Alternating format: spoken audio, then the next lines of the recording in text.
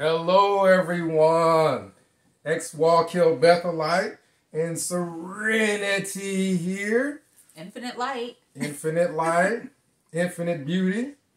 And we're going to talk about a topic that Jesus actually brought up in Matthew chapter 10. And we're going to get some of infinite light's infinite wisdom on it. And, you know, I'll say a few words about the topic also. But in Matthew chapter 10, Jesus said that he came not to bring peace, but a sword. Now, this chapter is extremely interesting to me because this is the same person that said, if somebody slaps you, turn the other cheek. If somebody hates you, do good to them. If somebody, despises you, pray for them. This is the same person that said that. Same person says the people who live by the sword die by the sword. So this is my view. We're going to get her view. But this is my view. And I think Jesus felt that strongly about family interactions that it actually changed his tone. The same tone that you hear other places changes when it talks about family. Family's different. So the scripture says that basically brothers were turned against each other. Mothers are turned against, fathers are turned against sons. And we see that in the cult of Jehovah's Witnesses. I mean, it's literally coming true in front of our eyes with the shunning and parents turning against kids, kids turning against parents. And Jesus called them enemies and said he came to bring a sword, not peace in those situations, because family's different. I think family is a lot more dangerous than your average stranger. So one more thing and then we'll get Infinite Light's thoughts on it. But the scripture also brought out that brothers will turn on brothers to death, literally. They would hand them over. Hand them over to death. So Jesus is talking about specifics. Jesus is talking about family that they turn on you. They don't care about your well-being. And that's what Jehovah's Witnesses do. They don't even check on their own parents. And parents don't check on their sons. And how many of you haven't heard from your relatives in forever because they don't even care about your well-being? Some of them try to take kids away from people. I mean, they do every underhanded thing. And Jesus, I think, understood the danger of specifically family. Yes, other people would turn on you if you try to, live a certain way. But specifically family, he said he came to bring a sword and that those types of people are enemies. And it's my opinion that we should treat them as enemies. Not go kill them, but we should not leave any opening for them to attack us, and we should not let them just get away with everything because they're a relative. Mm-hmm. So let's get, everybody here is waiting on the beautiful Serenity. So let's see what Serenity has to say about that. Yeah, so the thing is about relatives is you love them very much. And one thing about love is it can be used against you. And that is why this whole shunning thing works so well. Because you crave that affection from the ones that are closest to you. So when it comes to family members,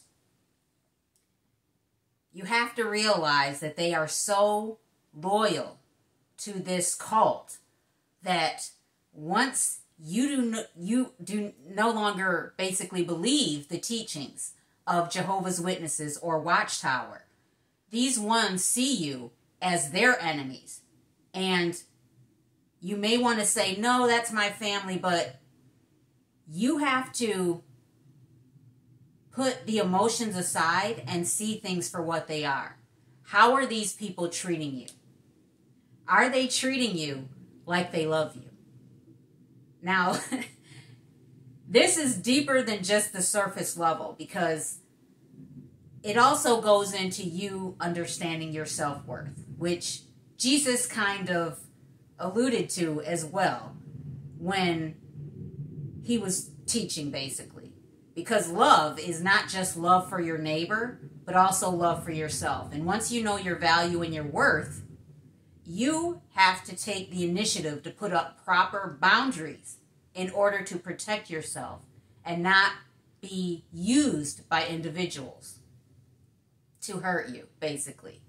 So, as much love as you have for these ones, you have to realize that if you have more love for yourself, you will not allow anyone to mistreat you and treat you like trash, essentially. You need to move on. It's kind of that concept of greeting a person. You've offered the olive branch, but they've rejected it. So leave them. Shake the dust off of your feet and move on. It's not easy, I understand that. But they are not at your level right now. And when they do, they will reach out to you. But if that doesn't happen, have enough self-love and dignity to not beg and grovel at these people's feet, because that is exactly what they want you to do.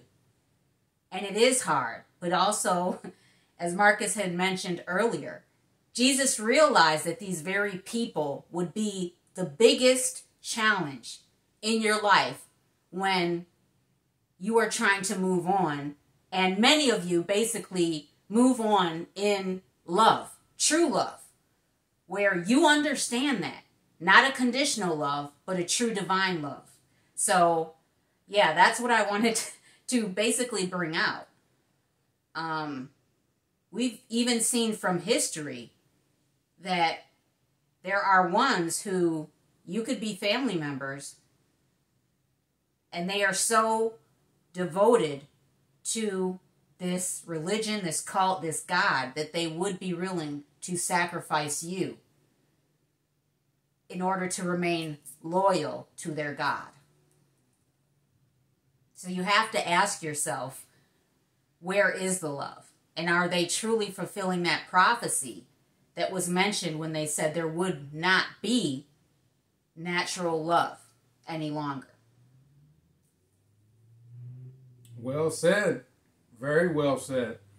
And Jesus, he also brings up principles. The whole principle, in my opinion, on turning the other cheek depends on the situation, because there are situations where a person can attack you, and if you turn the other cheek, in other words, you don't retaliate, you or even open yourself up for further attack, it makes them look bad.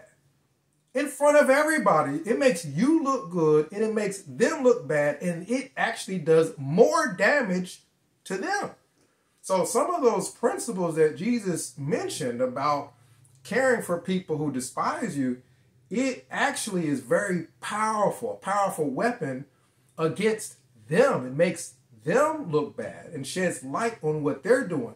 The issue is that Jehovah's Witnesses, we're dealing with, again, family, and we're dealing with a cult that would take advantage of that.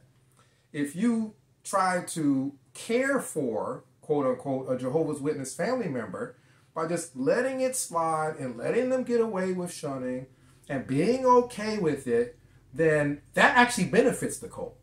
It actually feeds what they're doing. You can turn the other cheek and they will slap that one too.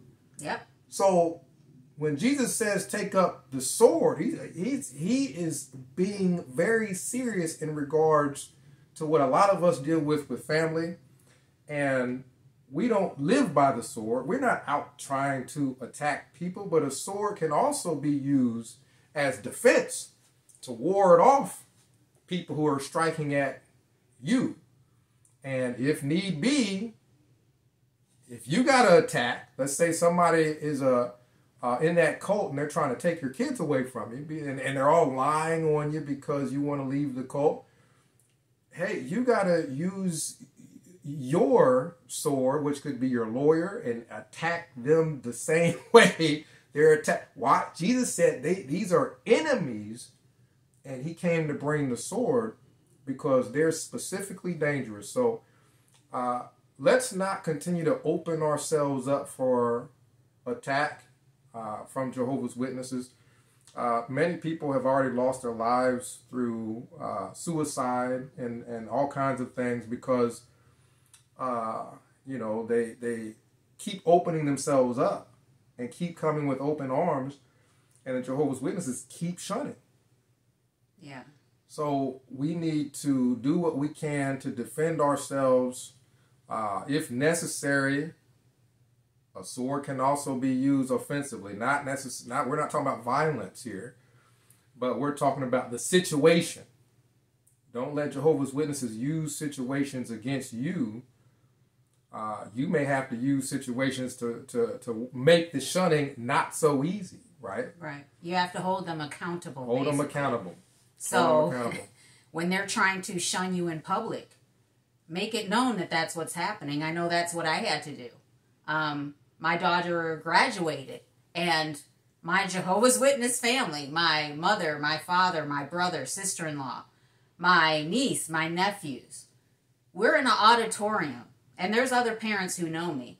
Now, mind you, my family is greeting my children, but completely ignoring me. And they notice this. This is in a public setting. So, of course, they're asking me, oh, who is that? Are they from out of town? Who are those, that your children are interacting with?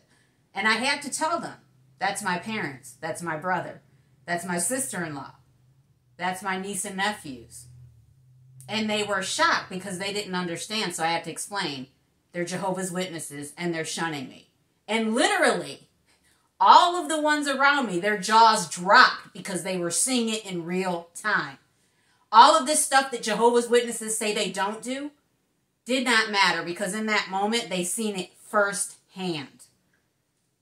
And because of the reactions of all the people around me, my brother and his wife and the youngest, he's like 2.5, 3 years old, ended up coming up to me, smiling like everything was great, and trying to talk to me. And I was not rude, but I told them that it was an awkward situation because they had been in town already for almost a day and a half, did not text me, did not call me, did not drop by. But I said, now you're in public and you want to speak like everything is fine. And the face was like, how can you speak up in front of all these people? Oh my goodness. And they left. Now, I was not rude, but I did not allow that shunning and pretend that everything was fine, which is what they wanted me to do, because in that moment, they looked bad. They really did. So that's an example.